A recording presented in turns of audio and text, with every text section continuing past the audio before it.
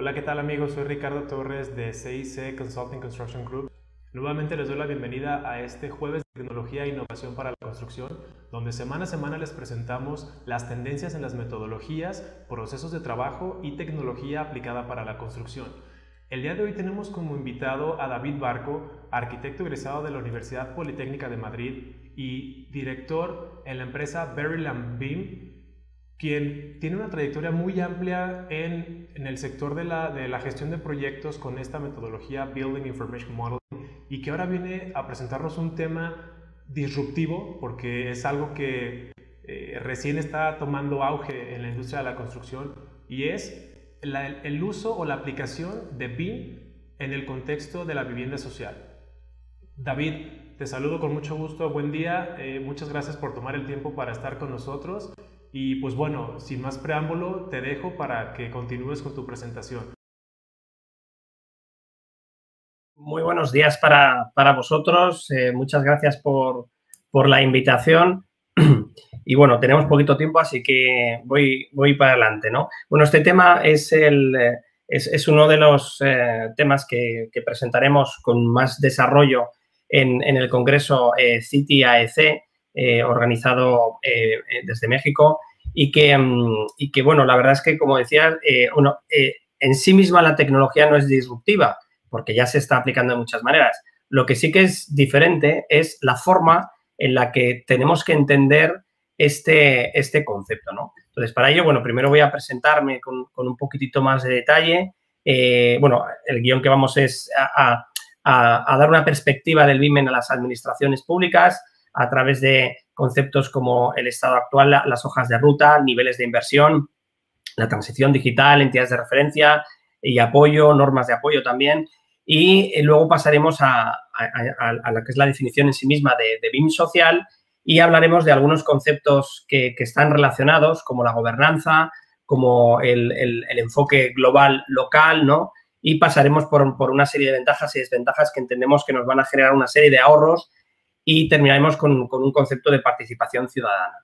Bien, como bien decía el compañero, soy arquitecto, tecnólogo, con casi ya 22 años de trayectoria en el sector de la construcción y con 12 años trabajando con metodología BIM, ¿no? Actualmente llevo pues casi 5 actividades empresariales diferentes, si bien el 80-90% del tiempo lo dedico a la consultora Berryland BIM, ubicada en el País Vasco.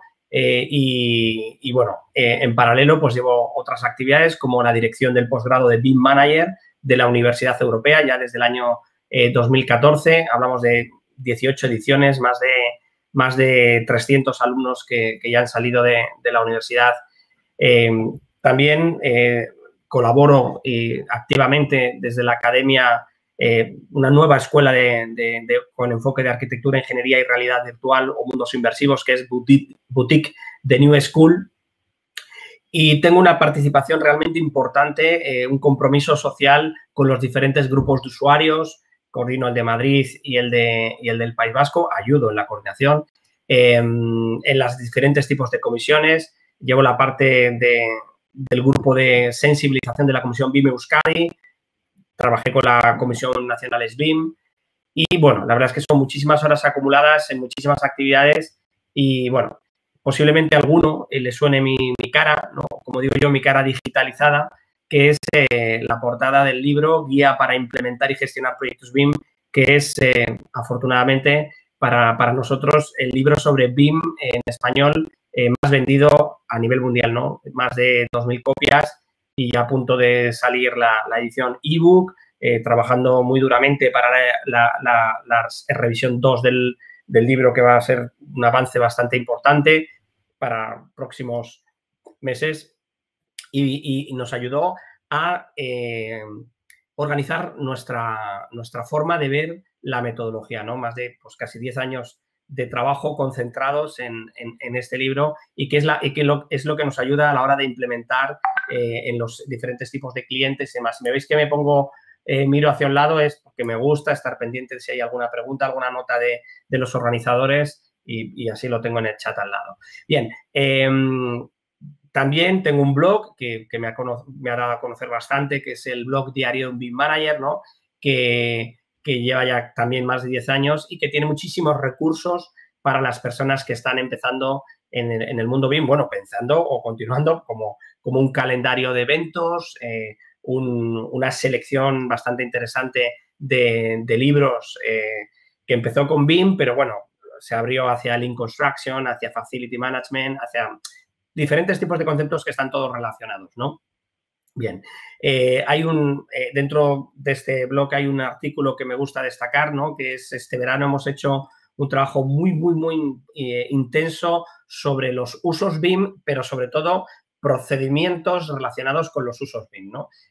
A través de 7 live webinars que hicimos dentro del contexto de Boutique de New School y que todos ellos ahora mismo ya tienen su vídeo y tienen el proceso asociado, la explicación correspondiente y que yo creo que es bastante interesante para entender usos como el levantamiento de condiciones existentes, la coordinación, auditoría de modelos y class detection, planificación 4D, Facility Management 7D, estrategia de diseños, documentación 2D, bueno, en fin, yo creo que es bastante interesante y por eso os he traído esta referencia.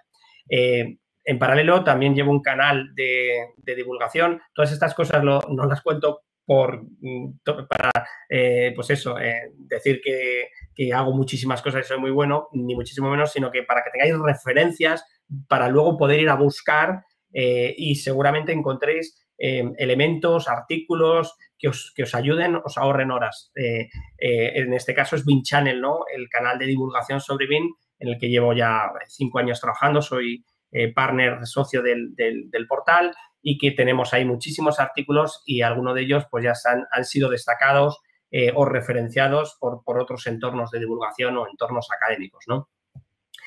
En paralelo, pues llevamos el podcast Share Coordinates, que además pues es muy interesante cuando siempre tengo una conexión con México porque uno de los dos creadores originales del podcast, Luis Manuel Sánchez y Pablo Medina, pues son originarios de México, aunque si bien uno ya está en Estados Unidos y fue el primer podcast colaborativo a nivel mundial que se produce entre Estados Unidos, Nuevo México, República Dominicana y Guadalajara y Bilbao, aquí en España.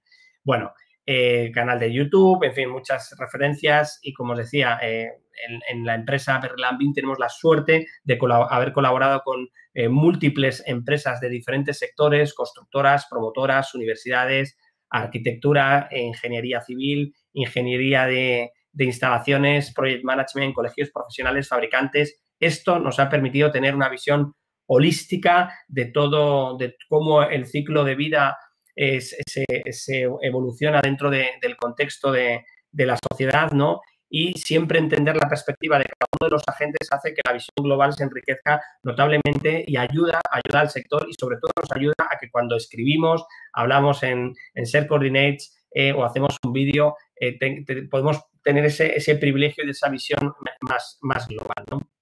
Entonces, para que entendamos la percepción y el estado del arte desde dónde partimos, es muy importante entender dentro del contexto de una administración pública y dentro del contexto de la vivienda, qué elementos existen en el mercado que nos están ayudando, qué entidades son tractoras, qué personas, qué influencers y en qué estado estamos, ¿no? Si llevamos poco, mediano o mucho en relación y todo eso pues nos lo van a marcar algunos elementos, ¿no? El estado del arte es un documento que debería existir en todos los movimientos de transformación, ¿vale? Y cada X tiempo surgen datos de este tipo. Esta misma semana pues he visto el primer documento que era Estado del Arte de BIM en África, ¿no? Me sorprendió muchísimo, ¿no? Yo no he leído nada sobre ese continente y, bueno, pues era los pasos que se están dando en esta región, ¿no? Pero si vamos avanzando para conocer muy bien cómo está penetrando la BIM o la transformación digital enfocada en el sector concreto de la construcción, pues para eso es importante medir las licitaciones públicas, las licitaciones privadas o la obra privada y los observatorios que se están publicando. También pueden existir estudios de macroadopción, ¿no? Como el modelo de Bilal Sucar de BIM Initiative y que os enseñaré a continuación, normativa que se va generando, ¿no? Tú puedes medir el nivel de evolución de un país en un aspecto determinado solo observando la normativa que tiene en ese ámbito concreto, ¿no? Las veces que se han revisado, cómo se utiliza en el sector, ¿no? Digamos, qué elementos de mejora sugiere el propio sector, pues todo eso son indicadores que realmente son bastante interesantes, ¿no? El nivel de madurez, los procesos que se están manejando, los agentes, el software, la formación, cómo se está desarrollando, bibliotecas, recursos, fuentes, eventos, diccionarios, etcétera, ¿no? Nosotros, para ordenar todo esto, hemos creado un concepto, bueno, o hemos adoptado un concepto que se llama el ecosistema de conocimiento y que despliega todos y cada uno de estos aspectos que estáis comentando en diferentes y múltiples bases de datos. Es tan complejo el elemento que estamos hablando que nos hemos inventado un nombre para referirnos a ello, ¿no? Nosotros hablamos que todo esto forma parte de un nuevo cubocimiento, ¿no? Una macla de bases de datos que deberían de estar relacionadas y que todas ellas nos van a ayudar a controlar o a tener una visión muy completa del estado del arte en esta transición digital, ¿no? En este sentido, los estudios de macroadopción nos dan datos tremendamente interesantes, ¿no? Es decir, ¿quién está liderando la transformación digital, ¿no? ¿Quién está creando la normativa? ¿Quién está posicionándose? ¿Quién está aprendiendo, ¿no? Y cuando vemos este estudio de macroadopción, que en España es el segundo, ¿no? Con lo cual ya es interesante, podemos hacer una comparativa, vemos que desde el ámbito de la administración pública solo hay 1,5 entidades. Cuando digo 1,5 es que una es una administración pública y la otra es una medio administración pública, ¿no? Una empresa público-privada, y que en este sentido, pues claro, te vas dando cuenta que las personas que han participado en este informe para dar la visión, pues pertenecen en un 90% al mercado privado, ¿no? Entonces, este es un punto, ¿no? En paralelo, pues también vas viendo quién impulsa las iniciativas, ¿no? Mediante una metodología de este estudio de macroadopción, que, como os digo, está tasada por los creadores de las mismas y que está utilizada a nivel mundial en más de 20 países, pues aparece como las iniciativas públicas pues están como relegadas a últimos lugares porque no se tienen tan en cuenta, ¿no? O los estándares nacionales específicos sobre BIM pues están en un porcentaje de uso muy bajo en una percepción del sector, ¿no? Este macroestudio lo que analiza es una matriz en el que primero se ve cómo los modelos de información pasan de un modelo básico colaborativo a uno integrado, ¿no? Lo que llamaríamos trabajar todos a la vez en el mismo entorno, preferiblemente en una nube, en online, en web, ¿vale? Y que para poder evolucionar en todo esto estamos utilizando una tecnología de hardware, software y logística, una serie de procesos y procedimientos que ordenan cómo hacer las cosas, ¿no? Y se están aplicando una serie de estándares o normativas o guías, ¿no? Entonces, en este sentido, pues aparecen unos diagramas de estrellas que nos van diciendo cómo de compensados o no estamos en un país, ¿no? Y aquí, bueno, pues aparecen que hay un aspecto muy elevado, muy avanzado de determinados tipos de impulsores, ¿no? Y cómo el aspecto de aprendizaje está en un nivel intermedio. Bueno, pues esto, el estudio completo podéis acceder a él a través de Building Smart, está totalmente publicado y accesible, ¿vale? Pero a mí lo que me gustan son las conclusiones y que entroncan directamente con la temática de BIM social, ¿no? Y es, la Administración General del Estado debe tener un papel totalmente activo. Estos son conclusiones, ¿no? Extractos de las conclusiones del documento, ¿no? Se dice esto porque no lo está teniendo y si lo está teniendo, está haciéndolo a través de una serie de instituciones que no están llegando al fondo de la cuestión o están faltas de medios o no tienen el ritmo suficiente que deberían de tener o tienen una falta de liderazgo o de comunicación, en fin, son varios aspectos en este sentido, ¿no? Además, se sabe y todo el mundo pues lo conoce que uno de los principales problemas de los cambios de adopción, tanto en la administración pública como en el sector de la construcción, es que precisamente no es solo un cambio tecnológico el que estamos sufriendo, estamos sufriendo un cambio cultural de la forma de hacer las cosas, ¿no? Entonces, ese aspecto es realmente importante y es posiblemente uno de los que más resistencias están teniendo dentro de las administraciones públicas.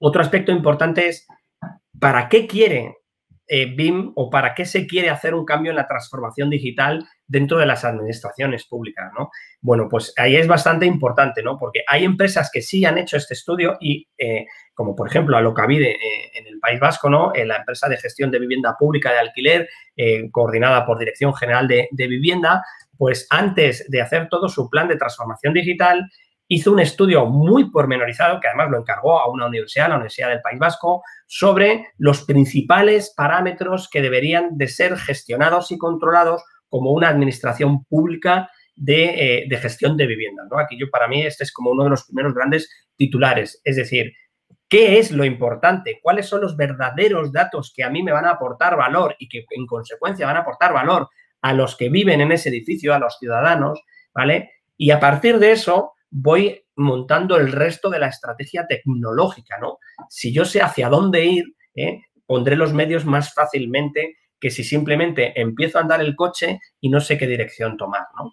Bien, y en paralelo, una vez que yo sé hacia dónde tengo que ir, pues puedo armar una serie de herramientas, pliegos, manuales, protocolos que van construyendo los cimientos de todo este cambio, ¿no? Entonces, para ello debería de existir unas guías BIM a mayores, lideradas por las entidades centrales, y ahora mismo están habiendo diferentes tipos de guías por diferentes regiones, con diferentes impulsos, y falta un consenso o un liderazgo en esta línea, ¿no? Si bien es cierto que aparecen normas como la ISO 19650 que en el contexto de las administraciones públicas ayudan enormemente porque le pone un lenguaje, le pone una estandarización a determinados tipos de procesos y eso genera mucha confianza en un entorno público, ¿no? Igual que la ISO 9001 en un momento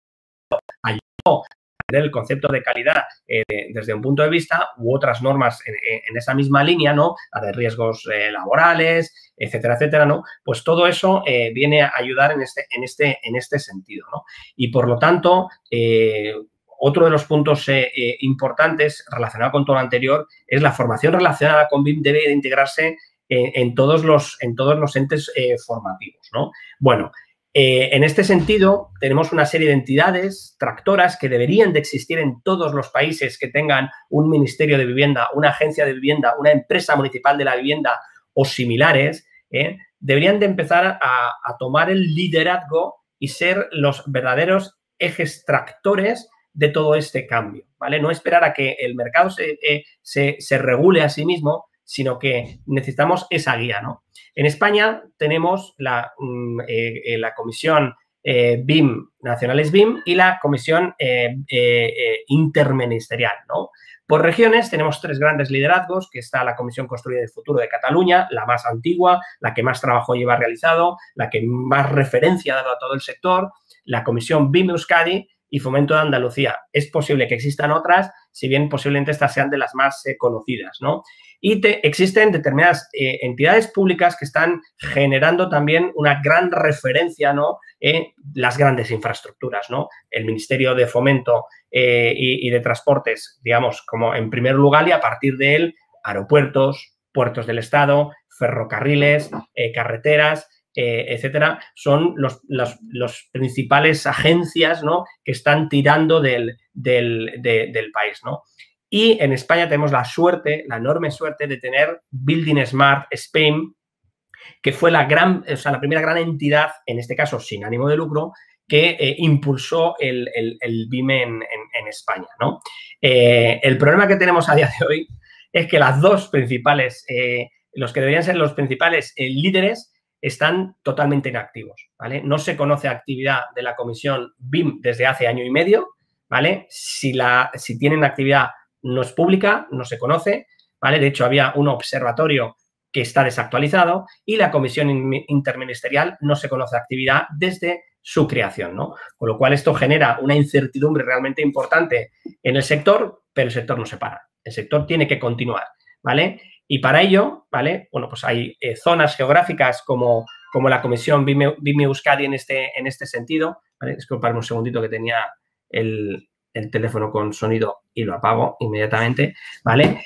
Pues tiene una hoja de ruta con una serie de cuestiones y ahí se ha creado pues una serie de itinerarios. En realidad, más que haberse generado esta hoja de ruta, la hemos construido, en este caso, cuando digo hemos, es Berrelam BIM, la ha construido a partir de todas las pequeñas hojas de ruta de diferentes administraciones y, sobre todo, hitos de administraciones públicas que han ido generando pliegos, licitaciones, planes de implementación. Esto es muy, muy importante porque muchas veces los ciudadanos, los técnicos, dicen que las administraciones no están haciendo nada o están haciendo muy poco, ¿no? Yo, en esta región que conozco muy bien, pues estamos hablando que desde hace 3 años la administración pública empezó a poner las bases para tener formación interna, empezando por una formación cultural del BIM. Yo creo que es muy importante que una administración pública empiece por esas bases muy sencillas, ¿no?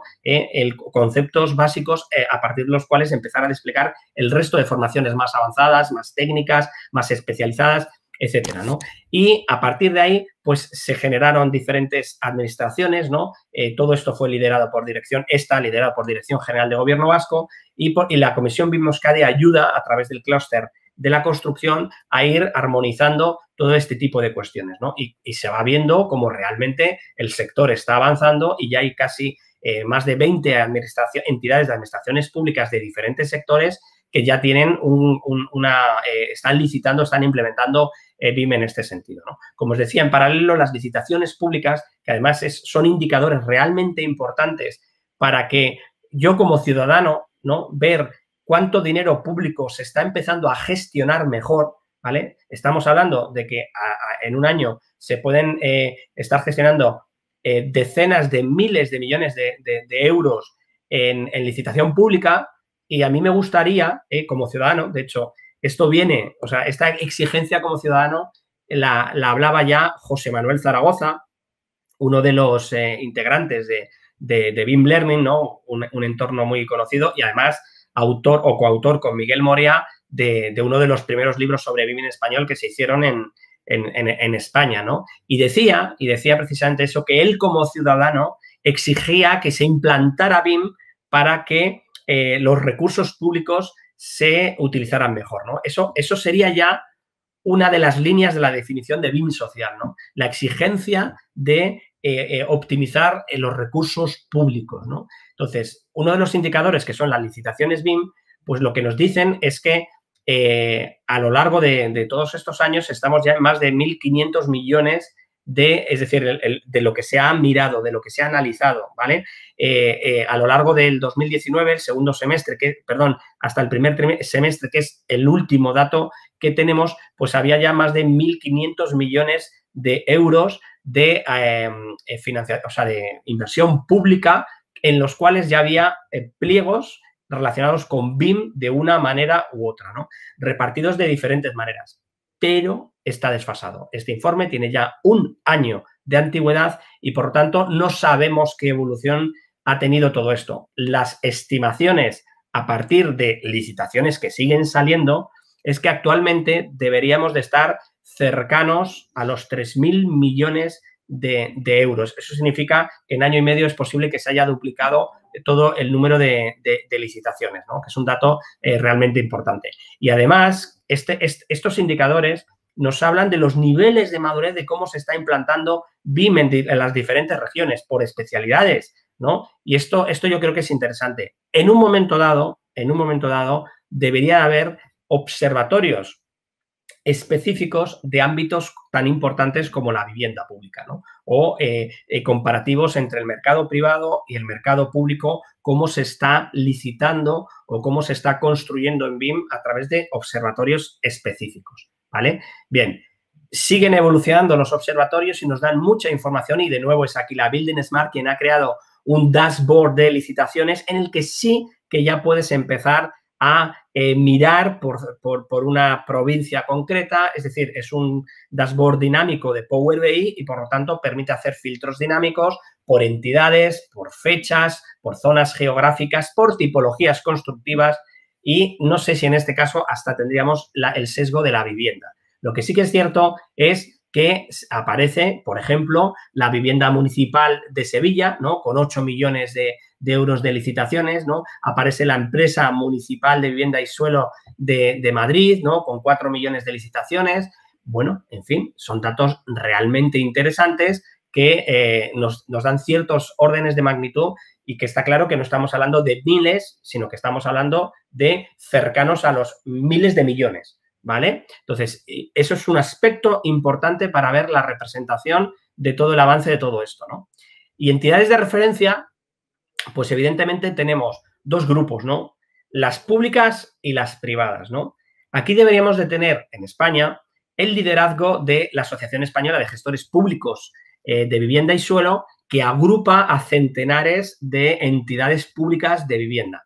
En este caso, pues ha habido algunas que han ido, digamos, más rápidas que otras o que se han movido o han decidido invertir de una manera bastante clara, ¿no? Y ahí de nuevo tendríamos por regiones, la región de Cataluña, pues ha puesto a través de infraestructuras de Cataluña, del Ayuntamiento de Barcelona, del Instituto Incasòl, ¿no? Pues han generado muchísimas licitaciones en este sentido y lo mejor de todo, de nuevo aquí otro dato importante, han generado manuales específicos y guías específicas de cómo licitar en BIM, el libro blanco BIM de la Generalitat de Cataluña y guías en este sentido, ¿vale? Bien, un segundito. Gracias por dejarnos por aquí. Necesito. Ya. Bien, entonces, en este sentido, posiblemente una de las iniciativas más potentes en cuestión de vivienda pública la ha liderado la Dirección General de Vivienda de Gobierno Vasco y a través de sus otras dos entidades que son Visesa, Gestión de Proyectos y Suelos, y Alokabide, Gestión Pública del Alquiler. Todo esto a través de un plan estratégico alineado con proyectos europeos dirigido por Pablo García Astrain, que es el director de vivienda y uno de los responsables que se haya impulsado todo esto. Lo interesante de esto es que se han movilizado más de 50 empresas consultoras para un macroestudio de cómo mejorar la situación de la vivienda pública enfocada con diferentes patas, ¿no? Una de ellas, por supuesto, temas de energía, ¿no? Reducción de consumos energéticos, ¿no? Pero otras relacionadas con la confortabilidad, con la accesibilidad, la optimización de la gestión para control de la información y, por lo tanto, que los usuarios tengan mayor accesibilidad a la información relacionada con su vivienda, etcétera, etcétera, ¿no? Es un proyecto que parte de él está publicado, bueno, perdón, el 100% del proyecto está totalmente publicado en la página web de Alokabide y un extracto de todo ese trabajo se publicó en el canal BIM Channel como una referencia en este sentido, ¿vale? Es importante también esta mezcla público-privada que la tengamos en cuenta. ¿Por qué? Porque si nosotros nos fijamos en el sector privado de vivienda, tenemos posiblemente a la primera promotora de viviendas que habló de BIM en España, que es Vía Célere, ¿no? A día de hoy un referente clarísimo, no solo por cómo empezó a mover todo esto, sino porque empezó a introducir cuestiones tecnológicas realmente importantes como los baños prefabricados, la introducción del Lean Construction, en fin, un referente que además lo publicaba en congresos, ¿no? A partir de ahí, pues salió Neynor Homes, que posiblemente fue uno de los grandes cambios en el sector residencial, es decir, cuando se introdujo Neynor Homes en la obligatoriedad de que todos sus proveedores estuvieran homologados en BIM, a partir de ahí yo creo que se desencadenó en una serie de acciones que es que prácticamente todas las promotoras principales de este país empezaban a trabajar con BIM de una manera u otra, ¿no? Metrobacesa, que posiblemente ahora es la más grande, Adas Homes, Aelca, Amenábar, Jaureguizar, Altuna y Uría, bueno, estas tres últimas muy centralizadas en el País Vasco, si bien Amenábar tiene una presencia en España realmente importante, ¿no? Pero entre todas ellas estamos hablando que están construyendo más de 11.000 viviendas al año, ¿no? Que son cifras realmente importantes, ¿no? Aquí estamos, os he traído pues una cifra de las últimas estimaciones de negocio que había del 2019 entre las diferentes empresas y veis que pues todas ellas, ¿no? Tienen números realmente impresionantes, ¿no? Hay falta los los datos de Metrovacesa, que seguramente multiplicarían esto con verdadera referencia, o sea, con verdadera importancia, ¿no? Aquí debería de establecerse ya una primera conexión entre vivienda pública y vivienda privada. Entornos de discusión. ¿Qué se está mejorando en unos sitios o en otros?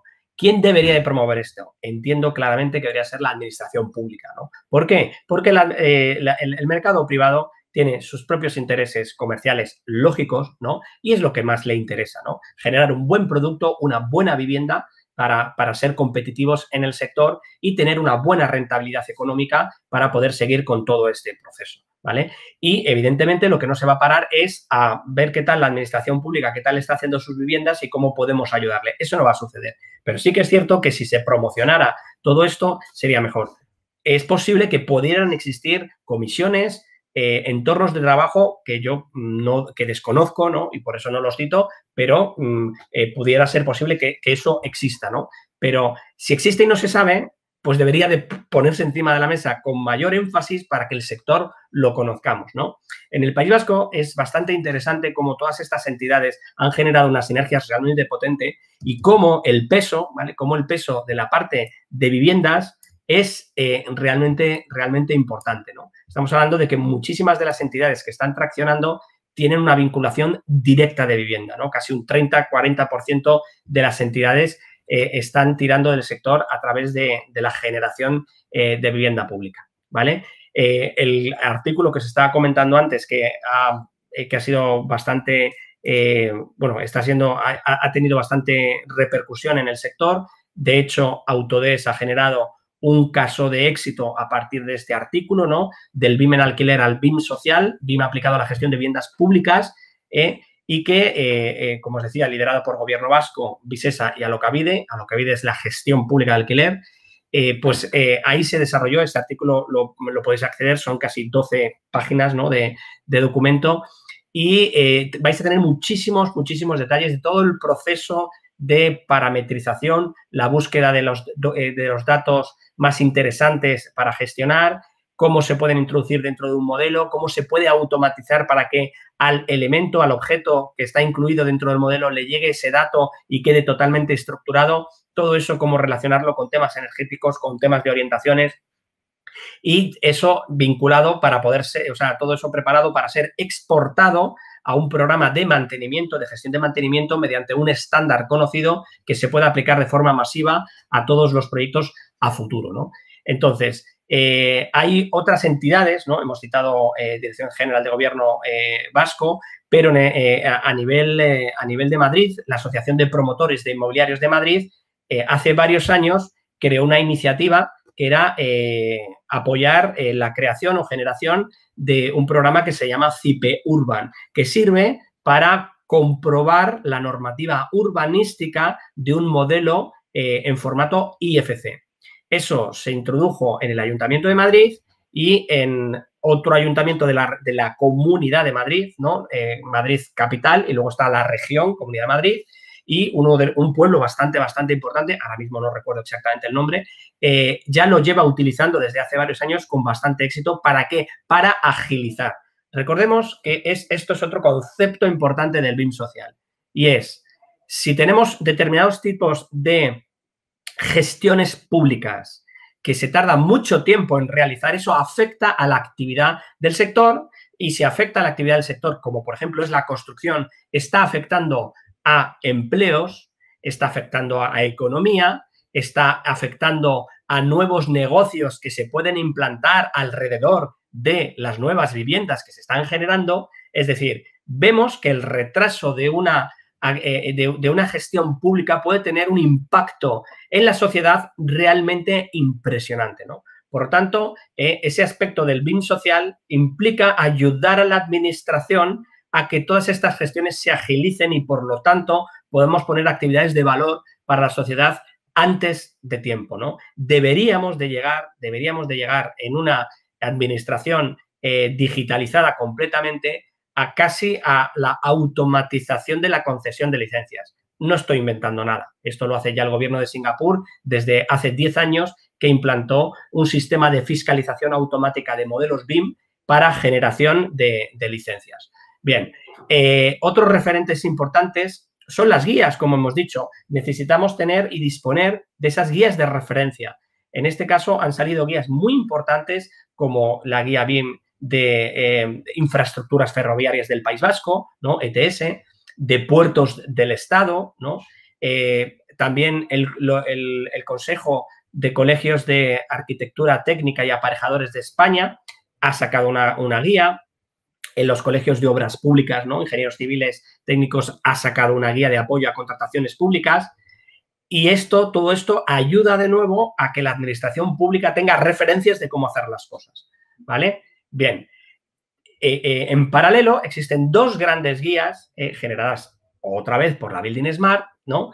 Que son la guía BIM para propietarios y gestores de activos, es decir, si yo ahora fuera un responsable de una administración pública, un responsable de un departamento de vivienda, inmediatamente iba a descargar este documento, ¿vale? Y si por casualidad dentro de todos mis activos de gestión de vivienda tengo vivienda protegida, que puede ser perfectamente, ¿no? Casi cualquier entidad pública o privada que tenga un edificio de viviendas en un casco histórico, en un altísimo porcentaje va a tener patrimonio. Yo recuerdo que uno de mis primeros trabajos donde colaboré con un estudio de arquitectura, estábamos documentando un edificio de viviendas en la calle Alcalá de Madrid, que es una de las calles más conocidas, y que además se tenía un teatro y toda la fachada estaba protegida por patrimonio y se tenía que conservar de una manera, bueno, total, y todo eso, pues, catalogarlo, etcétera, etcétera, ¿no? Entonces, fijaros la importancia que es tener en paralelo estos dos documentos porque en algún caso va a ser importante, ¿vale? Bien, es cierto que no tienen un epígrafe de vivienda pública, pero prácticamente el 100% de la información que vamos a disponer en ellos va a ser práctica para ayudar a gestionar BIM en ámbitos de la administración pública, ¿no? Pero sí que es interesante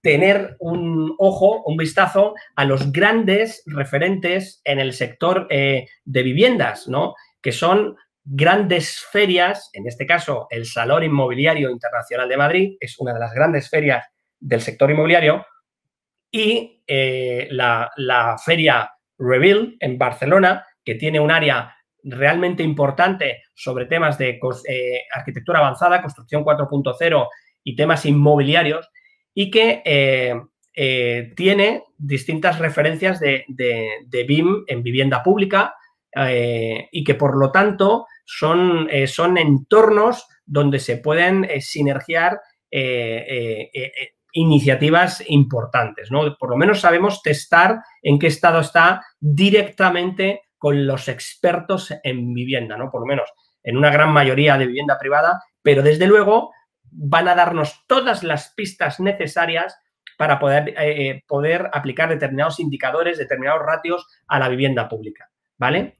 Bueno, llegando a la parte final, hemos introducido todo esto para entender el BIM social, ¿no? Y una de las primeras cuestiones que teníamos era una lluvia de ideas, ¿no? ¿Qué nos viene a la cabeza cuando hablamos de BIM social, entendiéndolo como una tecnología que viene a implantarse dentro de la administración pública cuyo fin último y primero es ayudar a los ciudadanos, ¿no? Entonces, estamos hablando de que una administración pública debe implantar BIM porque debería ser un modelo de referencia, ¿no? En esa transición digital. Debe ser liderazgo, ¿no? Ya lo decía el estudio de macroadopción, ¿no? En todos los ámbitos de la sociedad y en todos los sectores. Además, debe de propiciar la colaboración interna, interdepartamental, multidisciplinar, multiadministración, mercado público y privado, ¿vale? Para mí, BIM social implicaría todas estas cuestiones, ¿no? Además, con un fin claro de publicar la información, democratizar la información, control de inversiones, control de resultados, control de procesos. ¿Por qué? Porque eso nos va a ayudar a traccionar el mercado, ¿no? Y todo ello publicando resultados, aplicar todo esto para un nuevo aprendizaje de las lecciones aprendidas y que sea la administración pública la que lidere todo esto y no lo relegue al ámbito de la universidad, de los centros tecnológicos, de los grupos de usuarios, etcétera, etcétera, ¿vale? Y, por supuesto, Esto tiene un fin clarísimo, que es reducción de horas de gestión pública. Si esto lo reducimos en los términos que se están analizando, podemos llegar a disponer de miles de millones de euros para hacer más cosas, ¿vale? Bien, y por lo tanto, como decíamos también, esa democratización de la información como aspecto básico de la obra pública, ¿no? Y a mí me venían ideas o palabras como todo esto implicará solidaridad, equilibrio, equidad entre diferentes entidades que están traccionando o que están impulsando todo esto. Para complementar esta definición de bien social, nos hemos ido a lo que sería el concepto de la gobernanza, y lo más parecido que hemos encontrado es la gobernanza en telecomunicaciones, ¿no?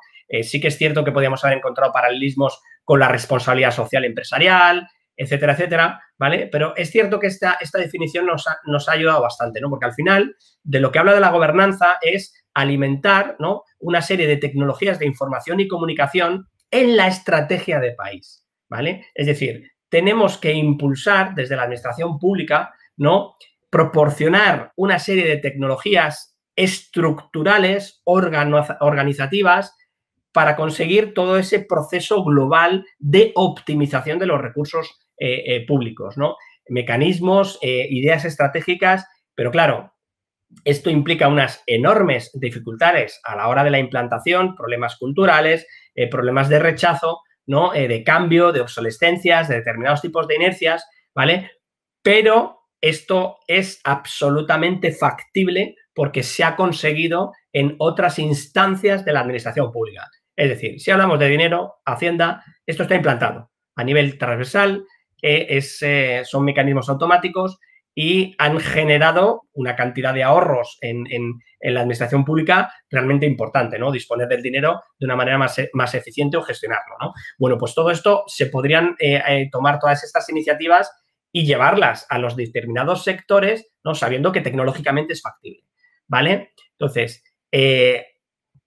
dando un paso más en este sentido, BIM social implica una optimización de la gestión económica, como hemos dicho, ¿no? Capacidad de generar ahorros en base a optimización de recursos, que en el sector de la construcción es tiempo y presupuestos, ¿no? Puedo terminar las obras antes de tiempo y pueden entrar en funcionamiento antes y, por lo tanto, es un beneficio para el ciudadano, ¿no? Si he ahorrado dinero, pues igualmente dispongo de más recursos. Pero como administración pública tengo otra responsabilidad, que es generar legislación, generar normas que ayuden a que toda esta implantación de BIM sea más efectiva, ¿no? En el ámbito de la normativa enfocada hacia viviendas, ¿no?, está enfocado a tener un mayor confort, hacia vivir mejor, básicamente, ¿no?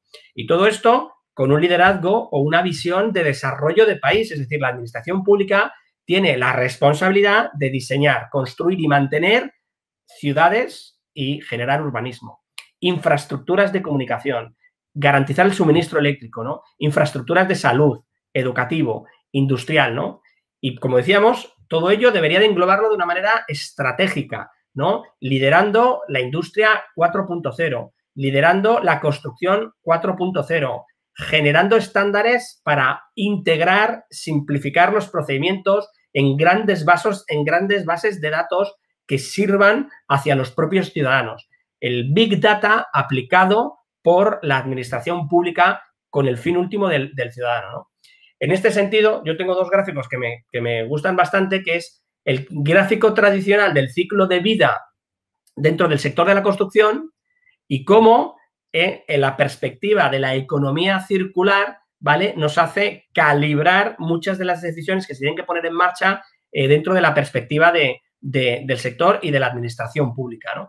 Como conceptos relacionados con el reciclaje, con la distribución de materiales, como la duración de los materiales, el consumo energético, esa producción o reutilización, pues son aspectos críticos que, sinergiados o unidos con el ciclo de vida de los activos, harían que esa visión, esa estrategia se optimizara aún más, ¿no? Ni que decir tiene la estrategia de los residuos, ¿no? El sector de la construcción es uno de los residuos uno de los sectores que más residuos genera, ¿no? Pues ahí se podrían generar determinados tipos de ideas que impulsaran ese cambio diferente, ¿no? Lo mismo podríamos verlo con otra perspectiva, ¿no? estas son todas las capas de información que podríamos llevar desde lo más global hasta lo más particular, ¿no? Desde el mundo hasta el ciudadano, ¿no? Y cómo, si somos capaces de integrar todas estas capas de información a través de tecnología, estaremos resolviendo problemas a los ciudadanos, ¿no?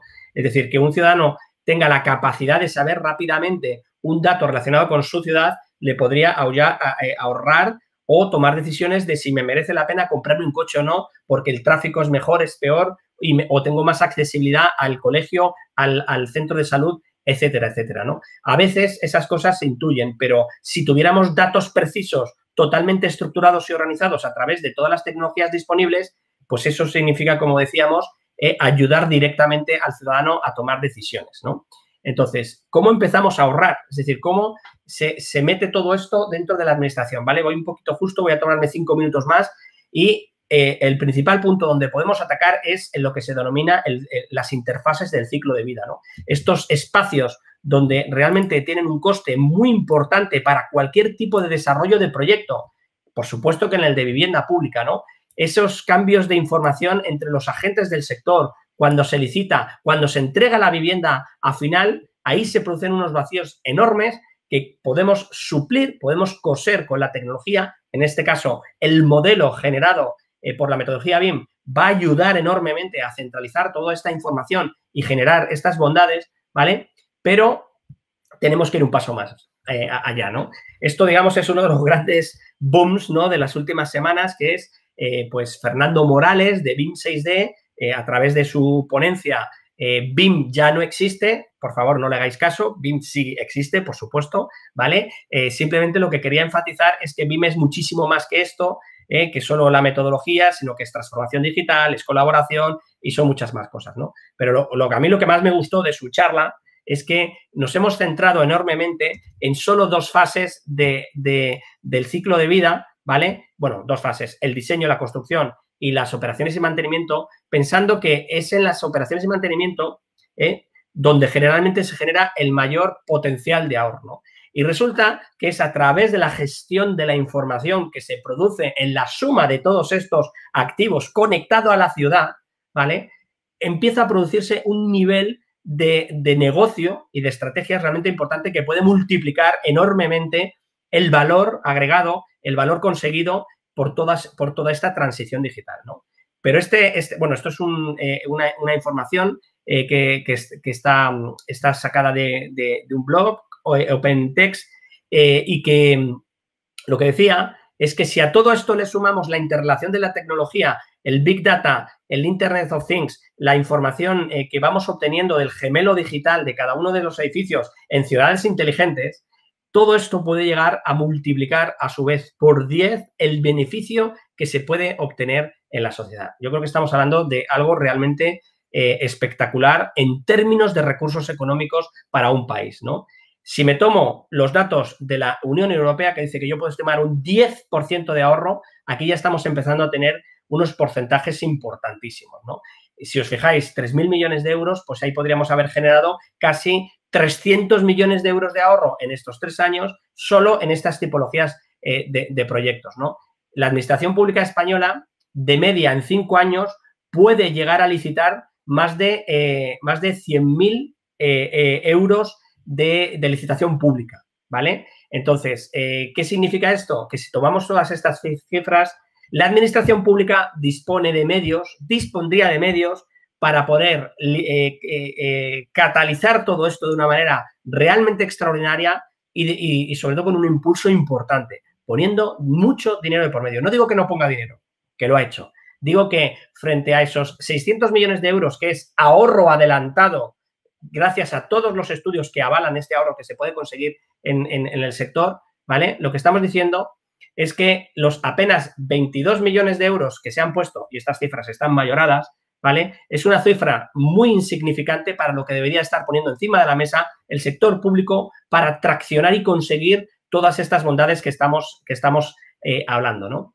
Todos estos ahorros se consiguen en diferentes etapas, esto lo paso bastante rápido, pero es en operación y mantenimiento, como decíamos, y en esa nueva forma de vivir el edificio en el cual tenemos ya un Big Data que empieza a alimentar todo lo que sería la posible sensorización, ¿no? Gestión de contratos, gestión de documentos, gestión de consumos energéticos, gestión de residuos, afecciones de obras, de rehabilitaciones, de reformas, de inventarios, de reubicaciones, etcétera, ¿no? Las incidencias de movimientos, cómo incide un edificio en la urbanización donde se posiciona, el tráfico de vehículos, todo eso se podía integrar y con toda esa información generada generar estos valores de los que estamos hablando. Todos y cada uno de estos aspectos deben de ser controlados. Alguien debe estar liderando todos estos aspectos, ¿vale? Bueno, yo creo que he llegado ya al tiempo final y simplemente lo único que quería, o de las últimas cosas que quería decir es: todo se puede catalizar a través de tecnologías existentes. Esto ya está tremendamente analizado por conceptos como la industria 4.0 y está llevado a mayores o está organizado por matrices o datos como la matriz de madurez del Reino Unido, ¿no? Desde el level 0 al level 3, ¿no? Y que aquí tenemos otra forma de verlo, o a través de otras matrices de niveles de madurez que hablan de capas tecnológicas que se pueden producir y que, de nuevo, una administración pública debería de estar cosiendo todas estas tecnologías e implementándolas dentro de la administración para generar un beneficio para el usuario final, ¿vale? Bien, bueno, esto igualmente lo voy a terminar de pasar y las últimas 2 diapositivas que tenía era sobre referencias públicas de gran interés que ayudan a que este BIM social se está realizando de verdad. ¿Cuándo se realiza? Cuando tenemos una administración pública que analiza los procedimientos, cómo supervisa los proyectos, cómo valida la normativa de vivienda, cómo la empieza a automatizar, cómo genera esa información para llevarla automáticamente a sistemas de GEMAO, ¿no? Sistemas mantenidos por ordenador, ¿no? Y todo esto lo hace a través de proyectos piloto que comienza a evolucionar y generando procesos de supervisión, etcétera, etcétera, ¿vale? Esto que estábamos viendo es el procedimiento de Dirección General de Vivienda y otro ejemplo de BIM social, como digo yo, es BIM entendido como una herramienta que puede ayudar a comunicar a la sociedad qué se va a hacer. En este caso, imaginaros el impacto que puede tener unas modificaciones de una infraestructura ferroviaria, una ampliación, una nueva línea de metro.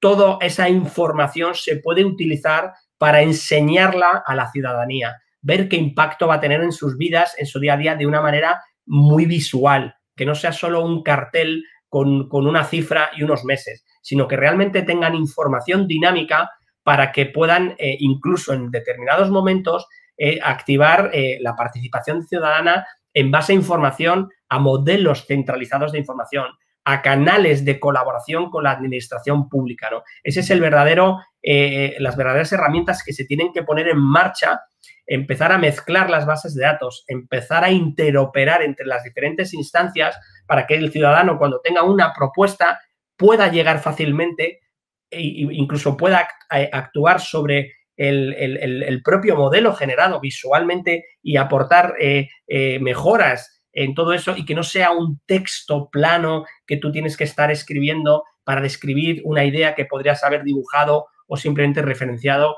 en ese modelo compartido, publicado, abierto, ¿no? Entonces, no digo que Generalitat de Valencia con esta obra haya hecho todo esto, pero sí que muchos de sus usos BIM estaban llevados hacia optimizar recursos públicos, ¿no? Integraciones de bases de datos, ¿no? Generación de requisitos para ir automatizando determinados tipos de procesos, ¿vale? Y está claro que ahora mismo es una de las referencias claras de licitaciones de obras públicas, ¿no? Y que ayuda a entender muchos de los aspectos que hemos estado hablando, ¿no? El último caso que tenía era, pues, lógicamente, el que veáis una imagen de la gestión de vivienda pública de alquiler de Alokabide, ¿no? Cómo, pues, caracterizó todos los parámetros necesarios, ¿no? En un macro Excel generado por la Universidad del País Vasco, y que a partir de él nosotros empezamos a trabajar. Aquí sí que empezó nuestro trabajo de Verelan BIM. Empezamos a buscar las lógicas, eliminar registros innecesarios, ver qué registros pertenecen a un modelo virtual constructivo y cuáles no, cuáles son de los propios gestores de vivienda pública, que son los que tienen que introducir cuándo se genera el expediente, cuándo se automatiza, cómo se puede digitalizar activos existentes de una manera más ágil. Bueno, fueron muchos de los trabajos que estuvimos analizando porque al final este proyecto en su totalidad lo que pretende es llegar a digitalizar el 100% de los activos de vivienda pública. Estamos hablando de más de 7.000 viviendas digitalizadas. En este proyecto piloto se hizo con 2 promociones, en total 175 viviendas, pero una muestra muy interesante para poder entender cómo poder llevar a cabo todo esto, ¿no? Y aquí, de nuevo, estamos hablando de cómo el análisis bien entendido de los procesos, de cómo digitalizar un parque de vivienda pública, no solo se trata de hacer un modelo BIM, que es la parte más visual, sino que se trata de integrar bases de datos, de interoperar de una manera mucho más efectiva, que el dato vaya fluyendo sin que se vaya perdiendo por el camino, eso que decíamos de coser las bases, ¿no? Y que además todo el sistema vaya enriqueciéndose poco a poco, ¿vale? Por la el propio crecimiento de la base de datos y por la interacción con los usuarios, por un lado, y con los gestores de la vivienda, con mecanismos que existen como inteligencias artificiales, como Internet of Things, todas esas tecnologías que están llamadas a incrementar la productividad. Sí que es evidente que todo esto es escalable. Esto se tiene que planificar.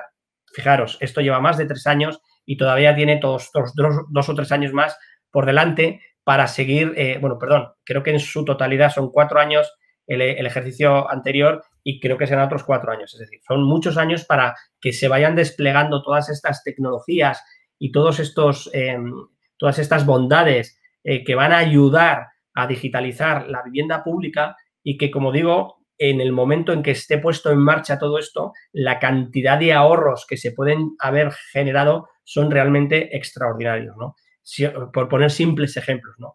Desde el mero hecho de que la entrega de la información sea ya totalmente digital hacia los usuarios, esos usuarios que podrán estar en una tablet y poder añadir con un simple clic qué elementos están fallando, ¿no? Pues aquí no hay una pintura que está mal, aquí hay un enchufe que no funciona de electricidad, ¿no? Aquí hay un grifo que sale muy fuerte el agua, ¿no? Etcétera, etcétera, ¿no? Pues todo eso poderlo introducir en un entorno digitalizado y claro, ¿no? Es decir, es muy fácil para una persona que pasea por una vivienda virtual poder decir dónde está el error, ¿no? Y que todo eso de forma casi instantánea vaya hacia la persona que tiene que solucionarlo, todo eso al estar centralizado genera una cantidad de optimización a la hora de enviar los recursos para resolver ese tipo de problemáticas, ¿no? O saber rápidamente que está saltando una alarma de ocupación de una vivienda que no debería haber sido ocupada, ¿no? Y que fácilmente sepamos en qué activo es, ¿no? Que podemos tener un mapa de ciudad donde se vea fácilmente el edificio, la vivienda, etcétera, y que inmediatamente puedas dar un aviso a policía para que pueda inmediatamente acercarse, ¿no? Fijaros qué funciones se pueden poner en marcha, ¿no? Desde esta perspectiva de BIM social para ayudar al ciudadano. Yo recuerdo haber leído este verano varias veces ocupaciones ilegales de viviendas, algo que es, a mí se me revuelve el cuerpo entero solo de imaginar esa situación, ¿no? Y que en algunos casos la persona puede estar meses para poder liberar la vivienda que es suya, ¿vale? En otras regiones tienen la suerte de que pueden liberarla en horas, 48 horas. Pero imaginaros 2 días fuera de tu propia vivienda. Bueno, pues todo esto, la integración de tecnologías no es solo para que quede algo bonito, ¿no? Estamos hablando de que en un futuro ideal, cuando tengamos sistemas de reconocimiento o de inteligencia integrados con las viviendas, el mero hecho de que alguien que no pertenezca a esa vivienda entre, ya debería de saltar un mecanismo que avise a determinados tipos de policías o similares para que puedan mitigar esa entrada ilegal o ocupación, etcétera, ¿no? Esta es un poco la perspectiva que yo quería enseñaros de cómo las diferentes tecnologías entendidas desde el punto de vista de la administración pública pueden tener un uso para el ciudadano, ¿no? Y es a todo ese conjunto de soluciones, ahorros, iniciativas y liderazgos a lo que le denominamos BIM social. Entonces, ahora entraríamos al turno de preguntas.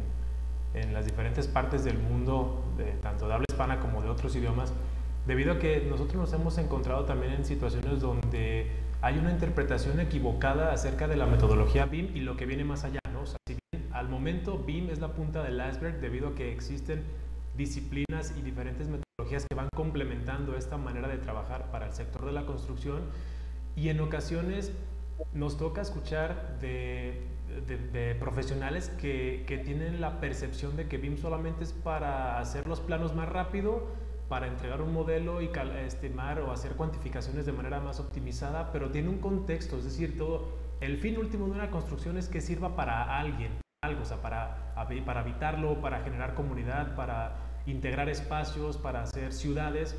Entonces, todo lo que mencionaste hace sentido con comprender que BIM va más allá de un modelo tridimensional con información infinita de datos, ¿no? Entonces, bueno, agradecerte nuevamente por la presentación, y ahora vamos a comenzar con la ronda de preguntas y respuestas. Voy a dar lectura a las preguntas que la audiencia ha generado para que tú nos hagas el favor de responderlas, ¿vale? Listo, entonces comenzamos con la primera. Preguntan Renata López: ¿cuál es el nivel de madurez cultural que necesita una empresa para implementar BIM? Ninguno. Ninguno. Todo el mundo en muy pocas horas puede recibir un barniz de conceptos tecnológicos tremendamente básicos, que además son universales, para que se den cuenta de la importancia de la implantación de las diferentes tecnologías, ¿no? Lo que ocurre es que BIM es, o el conjunto de herramientas asociadas con BIM, pueden tener una implantación rápida en determinadas cuestiones que ya se sabe que funcionan perfectamente desde hace 10 o 15 años, ¿no? Es decir, yo siempre pongo un ejemplo: implantar BIM en un despacho de arquitectura, vamos, es que está ultra mega estudiado de las ventajas, desventajas, cómo empezar, cómo hacerlo rápido para determinadas cuestiones, etcétera, etcétera. Eso ahora mismo en España, si habláramos de un nivel de madurez 0, 1, 2 y 3, ¿no? Diríamos que en la arquitectura estaríamos cercanos al 1,52, es decir, estamos ya en un entorno muy avanzado de cómo implantar BIM, ¿no? Hay otros sectores, la obra civil, ¿no? Grandes infraestructuras, donde apenas están en el 1, ¿no? Han pasado del 0 al 1, ¿no? Y, bueno, ayer escuchaba una charla que decían que están en el 0,5, que no han avanzado tanto, ¿no? Entonces, digo que todo esto es fácil de implementar porque el sector de la construcción no es algo que está fuera del mundo. No, no, no. El sector de la construcción, digamos, tiene relación con personas que habitan en un mundo tecnológico de por sí.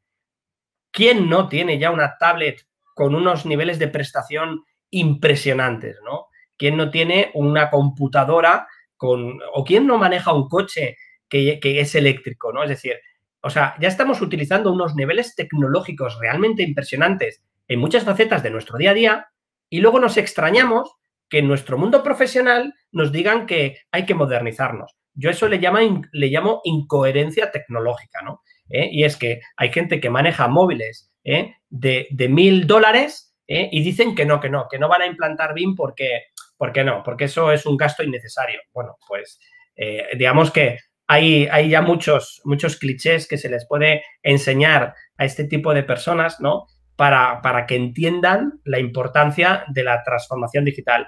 Lo primero que tienen que entender es que están perdiendo un tren que va muy rápido, y cada año que pase que no hagan algo pueden verse en una situación verdaderamente peligrosa en años. Es decir, que se queden fuera del mercado completamente, obsoletos, que nadie les quiera trabajar con ellos o que nadie quiera contratarles como profesional, ¿no? Ese es el primer riesgo verdadero que eso se produce.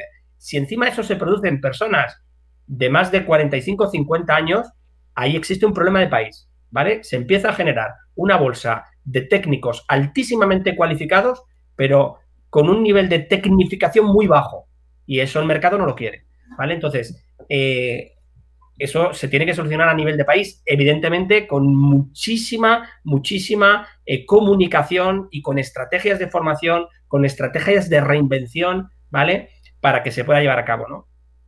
El problema de lo que comenta la compañera es que dependemos si es una empresa pequeña, si es una empresa mediana, si es una empresa grande, si es una empresa muy antigua o es una empresa recién creada, si nos dedicamos a la arquitectura, al interiorismo, a la obra civil, a la construcción, a implementar concreto en una obra, ¿no?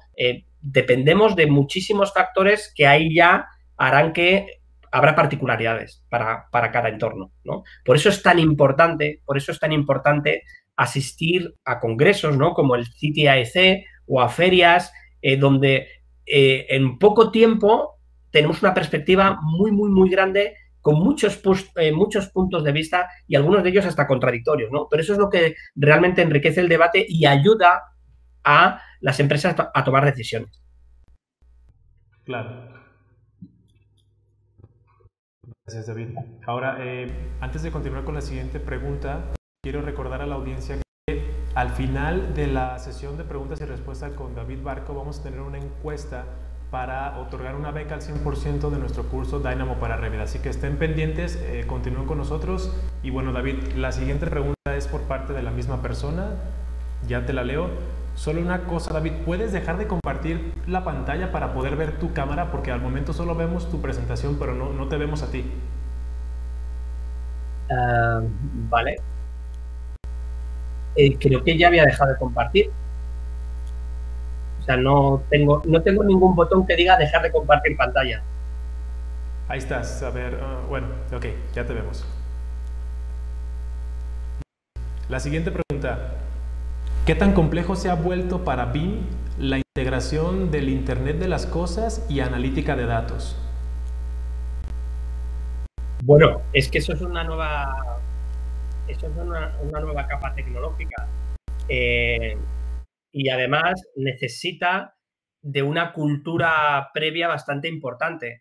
Yo he tenido la suerte de poder participar en algún estudio, aunque sea muy elemental, sobre gemelos digitales y realmente la ciencia de datos, Big Data, es una carrera universitaria completamente nueva, ¿vale? Imagínate, ¿cuánto necesito yo para ser arquitecto? Pues 5 o 6 años de carrera, mínimamente, universitaria. ¿Y cuánto necesitaría yo para ser un experto en Big Data, Internet of Things? Pues 5 o 6 años. Es que es la cantidad de... O sea, por ejemplo, ya el mero hecho de se trabaja con sistemas de bases de datos diferentes, ¿vale? No se trabaja con bases de datos relacionales tradicionales como las que conocemos de Excel, de Access, de SQL, etcétera. No. Son otro tipo de bases de datos. Segundo, se trabaja de forma casi inmediata con conceptos como Machine Learning, ¿vale? E inteligencia artificial, ¿vale? Es decir, es inherente a ese tipo de tecnologías hablar de todo eso, porque para la estructuración de datos necesitas de estas dos tecnologías, ¿vale? Que en sí mismas, pues igualmente tienen una complejidad realmente elevada. Necesitas saber programación. O sea, todos estos entornos, sin tener conocimientos de programación, estás totalmente perdido, ¿no? Yo tengo la suerte de que tengo una empresa de software desde hace 10 años y muchos conceptos me suenan. No sé programar, pero sí que me suenan muchos conceptos. Entonces, cuando veo un análisis de flujos de datos e integración de sistemas, compilaciones de bases de datos, etcétera, pues entiendo los conceptos, ¿vale? Si tengo que programar, por supuesto, no resolveré nada. Pero sí que es algo, pero tiene suerte porque empieza a haber ofertas formativas en ese sentido. Es decir, en el momento en que hay una necesidad en el mercado, pues aparecen empresas que rápidamente te pueden ofrecer información en este sentido. ¿Que no hay mucha? Sí. Pero que cada vez va a haber más, pues es lo mismo que pasó con BIM. Yo cuando empecé había 0 cursos de BIM. Y el primer curso de BIM a lo mejor lo vi a los 5 o 6 años y lo di yo, ¿no? O sea, que decir que lo tuvimos que montar nosotros. Y a día de hoy hay cientos o miles de referencias de todo esto. Con Internet of Things, con gemelos digitales, primero tendremos que enterarnos qué es, ¿vale? Y poco a poco irán saliendo ofertas formativas en este sentido. Yo tengo un itinerario formativo que además sale de la matriz de niveles de madurez que hemos hablado, que habla más de 20 tipos de formaciones diferentes para ir subiendo, para ir llegando a ese concepto de gemelo digital, ¿no? Y cada una de esas formaciones pues estamos hablando de integraciones de bases de datos. Y para eso necesitas saber tipos de bases de datos, programación de SQL, programación de no sé qué, programación de no sé cuántos. En fin, o sea, pero vamos, yo mi recomendación es que si quieres familiarizarte con ese entorno, lo primero que deberías de hacer es estudiar entornos de bases de datos, ¿vale? Estudiar programación, pues de los principales programas de lenguajes de programación que hay, ¿vale? Y empezar a estudiar sensórica, ¿vale? Porque el Internet of Things y todo lo que es el gemelo digital se basa en la conectividad entre diferentes terminales y entre diferentes, digamos, entornos o bases de datos de recopilación de toda esa información, ¿vale? Y todo eso se mueve a través de diferentes tipos de formatos. Si es a través de un dispositivo tipo móvil, pues va con unos estándares. Pero si estamos hablando de información que fluye a través de un sensor de movimiento, a través de un sensor de luz, a través de un sensor de temperatura, ahí estamos hablando de decenas de tipos de sensóricas y formatos diferentes que es un mundo brutal, ¿no? O sistemas escadas, ¿no? Esos sistemas que son grandes gestores de toda esta información que la van a organizar y que son capaces de interpretar el lenguaje de 25 tipos de sensores diferentes con formatos diferentes, ¿no? Bueno, pues ahí yo te he dado ya unas cuantas pistas, pinceladas para estudiar, ¿no? ¿Dónde? Ahí ya sí que es más difícil. David, nuevamente agradecer tu participación. Estamos muy contentos de tenerte por aquí y bueno, recordando que también serás conferencista en nuestro congreso CTIS 2020 a las condiciones que ya todos sabemos. Y pues bueno, esperemos que la audiencia que asistió a este webinar también tenga la oportunidad de estar con nosotros en CTIS y que puedan conocer con más detalle el tema que tienes preparado para todos nosotros. Perfecto, muchas gracias. Gracias a ti, David. Que estés bien. Un abrazo. Igualmente. Hasta luego. Y bueno, eso ha sido todo por hoy, amigos. Les recordamos que el siguiente jueves tenemos una cita en Jueves de la Tecnología e Innovación para la Construcción. Recuerden seguirnos en nuestras redes sociales y canales de YouTube para que bueno, estén al tanto de todas las noticias y el progreso que estamos teniendo semana a semana. Muchas gracias a todos por su participación. Hasta la próxima.